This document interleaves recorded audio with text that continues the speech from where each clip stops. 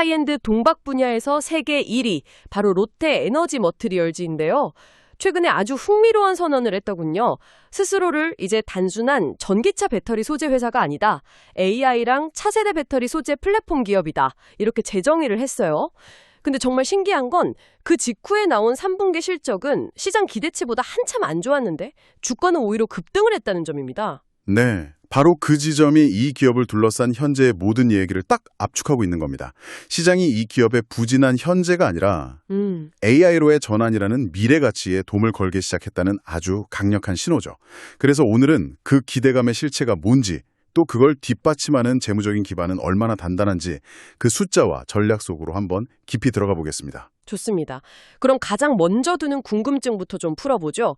저만 해도 롯데 에너지 머티리얼즈 하면 그냥 전기차 배터리에 들어가는 그 얇은 구리 막 동박만 떠올리거든요. 근데 갑자기 AI라니 이건 뭐 완전히 다른 세상 이야기처럼 들리는데요. 우리가 뭘 놓치고 있었던 걸까요? 정확한 지적이십니다. 대부분 사람들이 다 그렇게 알고 있죠.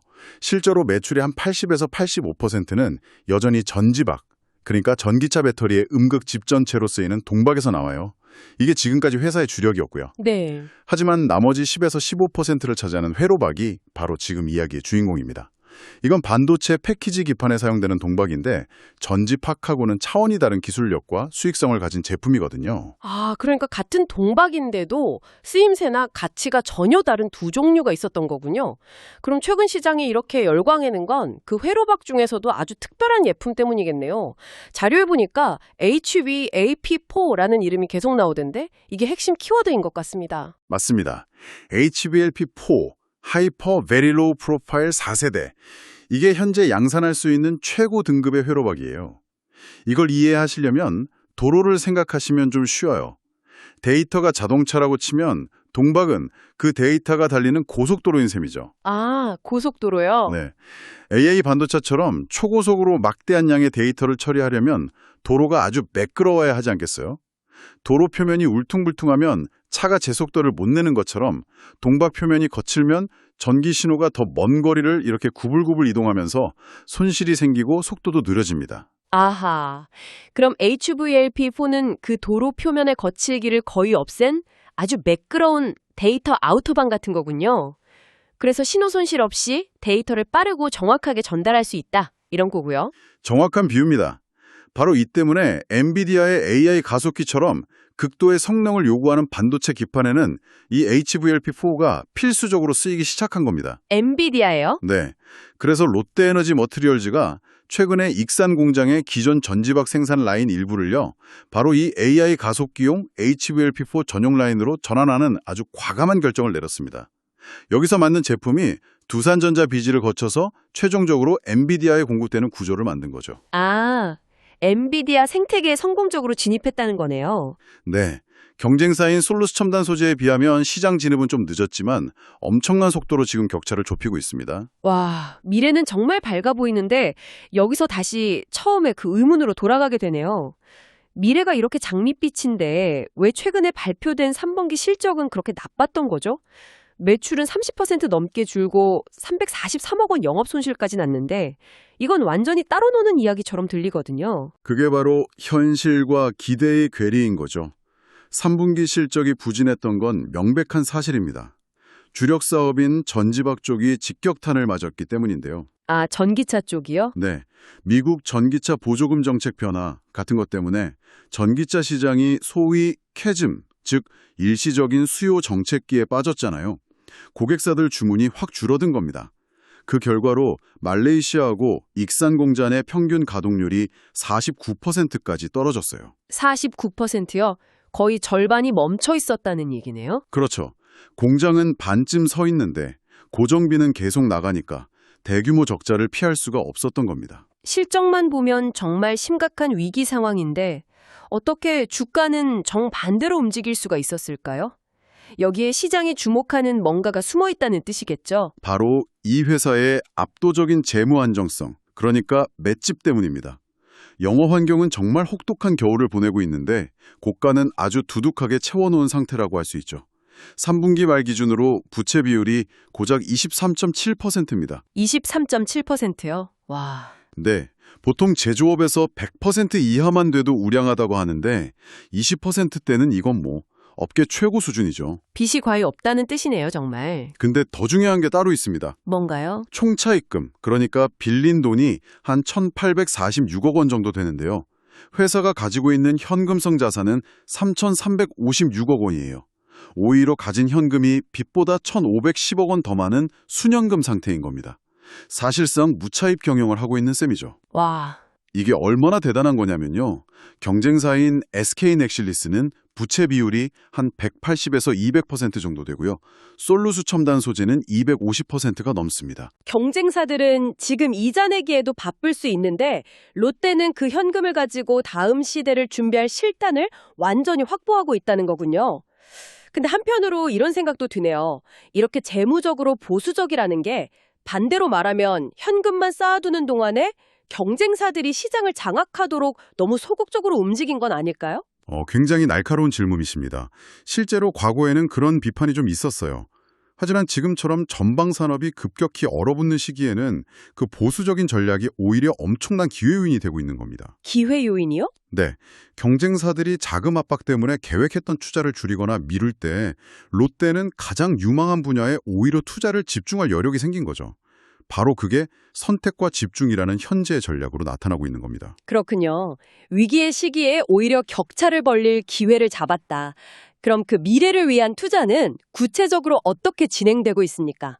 그 두둑한 현금을 어디에 쓰고 있는 건가요? 크게 두 방향입니다. 하나는 속도 조절, 다른 하나는 집중. 먼저 불확실성이 커진 해외 증설은 과감하게 속도를 늦추고 있어요.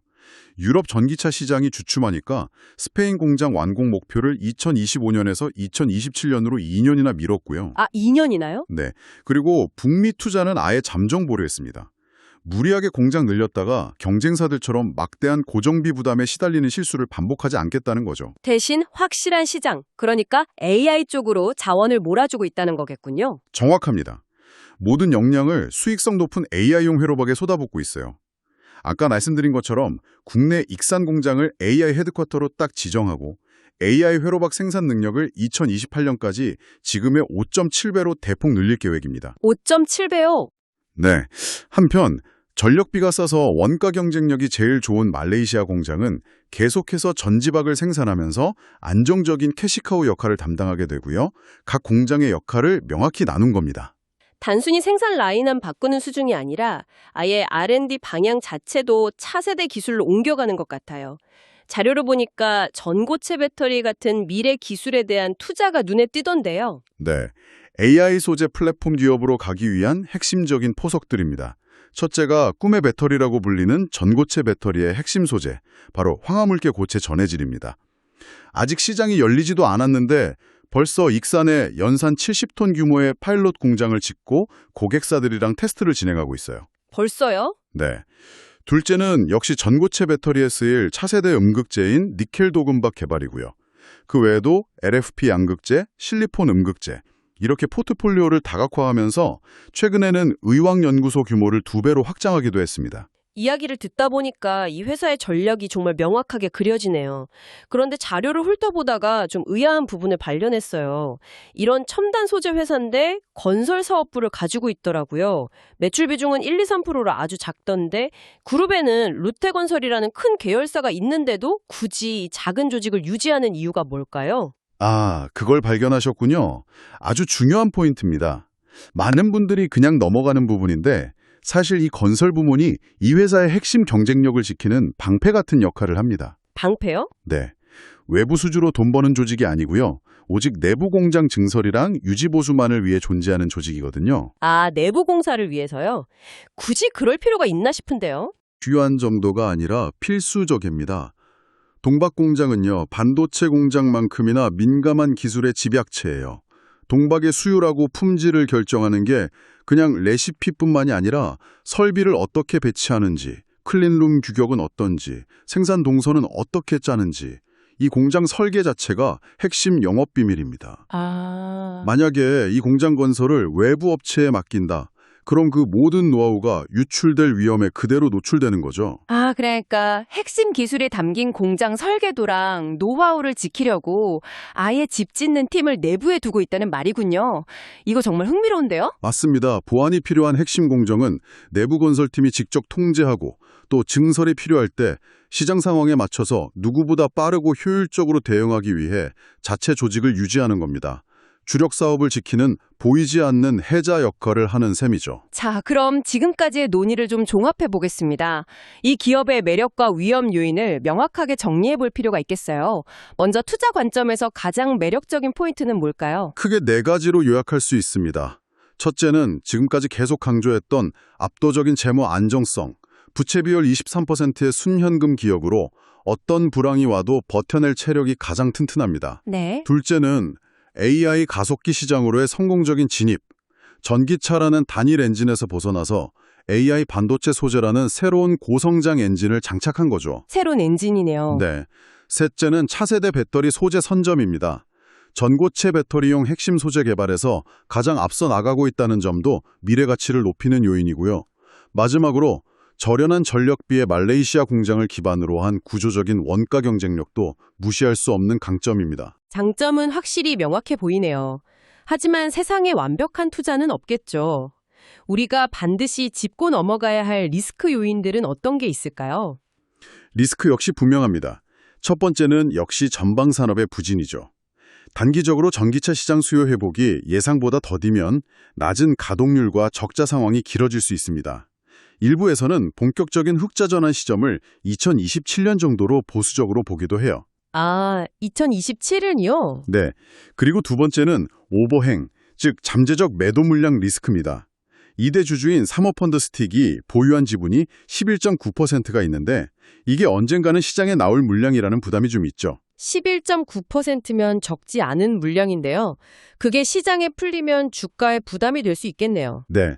하지만 다행인 점은 해당 물량이 모두 2026년 3월까지 보호예수, 즉 매각 금지로 묶여 있다는 겁니다. 아, 그럼 당장은 아니군요. 네, 당장 시장에 매물이 쏟아질 걱정은 안 해도 됩니다. 마지막 리스크는 아까 말씀드렸던 건설 부문에서 발생하는 소소한 소송들.